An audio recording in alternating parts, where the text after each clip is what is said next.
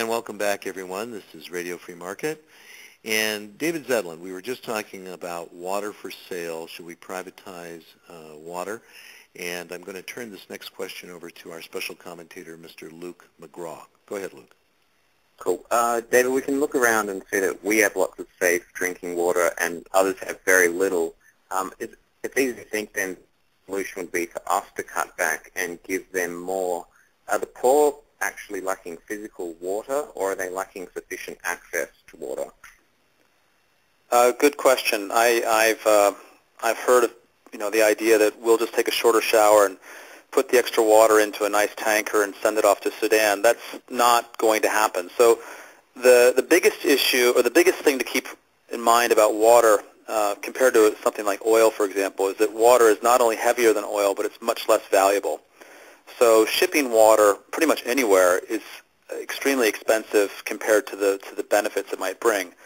This means that it's very difficult to have any kind of international aid or organization sending water from somewhere like New Zealand off to somewhere like Mozambique, because it's just too expensive. So most water management issues are definitely local issues, and as you alluded to, they're not really about quantity issues. They're much more of quality issues. And that means that the people who are living in some place have plenty of water, but it's not safe to drink, and they either lack the technology or the money or the resources to clean that water, even sometimes the information on how to clean that water up so they can drink it. So can we blame nature for this lack of water that is out there? I don't think so. On the supply side, the hydrological cycle just delivers water year in and year out around the world, and humans have done some things to modify that cycle through things as simple as deforestation or diverting rivers and streams. But and even global warming, and I'm sure some people don't think it's happening, but let's just say that it's one thing that could have an impact. But the biggest impact for water and water shortages, of course, is the other side, the demand side, and that's that we have more people who are using more water for more things. And on both sides of these, the issue really is human water management, nothing to do with nature. Go ahead, Luke. So for the poorest people, it's more, for them at least, it's more a larger problem of development. If you have, there's a pretty heavy-duty correlation between having money and having clean water.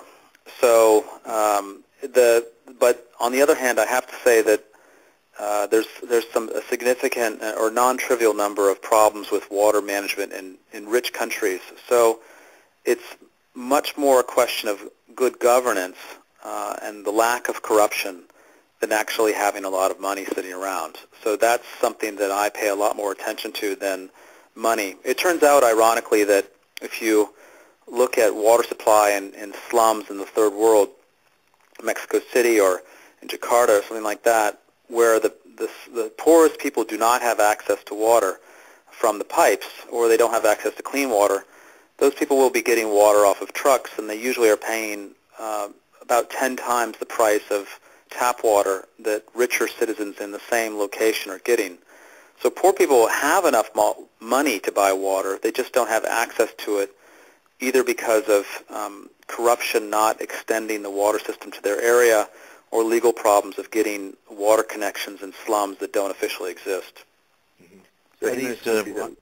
So these water systems in poor countries, are they primarily? Usually, yes. I don't have a statistic on this, but I think that that's pretty common. And there are examples that are notable of usually community-managed systems. So, in fact, I would say that the default system in most of the developing world is going to be what you'll call community-managed, so that locals are going to have a lot more oversight. The centrally managed systems, and these are both in a sense kind of community, but centrally managed systems are going to be the ones that are going to be in bigger cities, and they will tend to have more of a problem with governance because they are further distant from their customers. Mm-hmm. Now, I'm going to interrupt you, Luke, because I'm going to take a little bit of your thunder here. I know that Luke did some research and found several things that were wrong with the government sector water bureaucracies in poor countries. And I'll just list 5 of them that he noted: lack of competition, administrative acumen, political control, perverse incentives, and lack of knowledge of best practices. Would you comment on those? Right. I'll go through them. Let's go through them one at a time so I don't miss them, because I'm okay. Lack of competence. This is a problem. Lack of competition is a problem with the public and the private sector. So you have essentially in water a monopoly, and we're not talking about agricultural water or water that's used in industrial facilities, but we're talking about drinking water. So when you have a piped network of water, that is going to usually be considered what's called a natural monopoly, because it's very difficult to build a competing network right next to it, something that we don't see with cellular service, for example.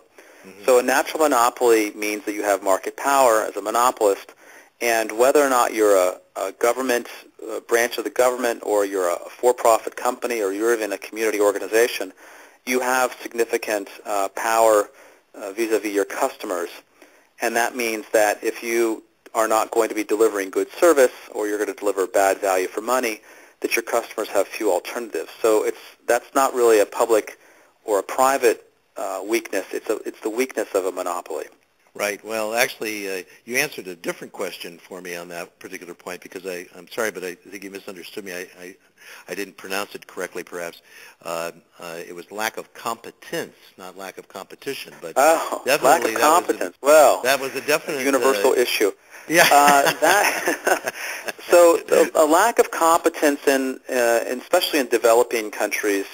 I mean, we have in the developed world, we have very, very highly qualified engineers that are running water facilities. So they are very competent in doing their job, and I can talk later about how they don't necessarily, they do great engineering, but not necessarily great economics. In the developing world, you're going to find that a public bureaucracy that's running a water supply is often staffed by basically cronies of politicians who are given these jobs not because they know anything about water, but because they're supposed to get state salaries. So they might actually not even go to work, or if they go to work, they don't even know what they're doing. The opposite problem, or the opposite, not problem, but the opposite effect is seen at some private water utilities that are competing in multiple markets. So they actually have the advantage of passing knowledge back and forth between operations in different locations, so that best practices are promulgated around the company. And the company will do this, in a sense, to improve customer service, but they also have an interest in doing this so that then when they bid for other contracts against other companies in a competitive marketplace, then they can show greater competence and win contracts. So the incentives to perform in these public bureaucracies that stay in one place are much weaker than the incentives to perform in what are called investor-owned utilities in the industry, but most people just call those private companies. Okay. Luke, why don't you go to the next question? Okay, sure. So I understand, David, that some of the governments in these countries are trying to recognize this fact of the benefit that comes from private companies and competition, and so they are to turn to various companies for water distribution. I know it's been a controversial issue though, and there are many activists who oppose these steps towards privatization. On the economics of this, you've mentioned, of course, that there's millions of people are dying each year, but there's a perception that only business is out to make a quick buck. But what is it exactly that businesses bring to the table? The things that you mentioned before, knowledge of the thing that most people get wrong about these privatizations, and we can talk about the famous one of Cochabamba, which is widely cited and widely misunderstood. But the thing that they get wrong is they think that some private company is going to come in and hold people to the wall and steal their wallets, and the people will have no recourse.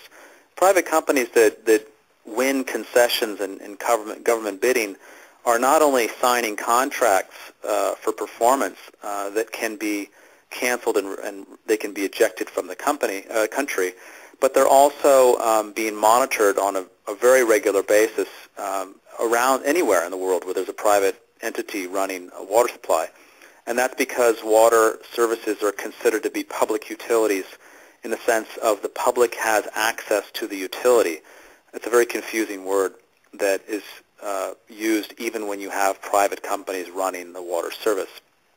So there's absolutely monitoring and recourse for failure to perform. I think maybe I missed the second half of your question. Oh, okay, no, I was just going to also add to a comment on that. At least at the moment, or for years and years, we've had the government running them, and people are dying, as you said. So, yes, I guess people sort of contrasted between the two as if petitions are introduced, there's going to be bad effects from that. But already for decades, there have been bad effects of the government running them. Yeah, absolutely. It's kind of sad in a way that people say, you know, we shouldn't do anything about changing this situation where people are dying because the government is doing it, and that's okay. So it's just impossible for me to understand that. And in that sense, I think that some people are really having knee-jerk reactions against private companies, and it's not even that they assume that public companies do better, or municipal water suppliers, but they actually assume that in the face of knowledge that they aren't doing better. Okay, I'm going to have to interrupt you right there, David. Sorry, David, I'm going to have to interrupt you. We're going to have to take another break. So stay with us, folks. This is Radio Free Market. We'll be back in just a minute.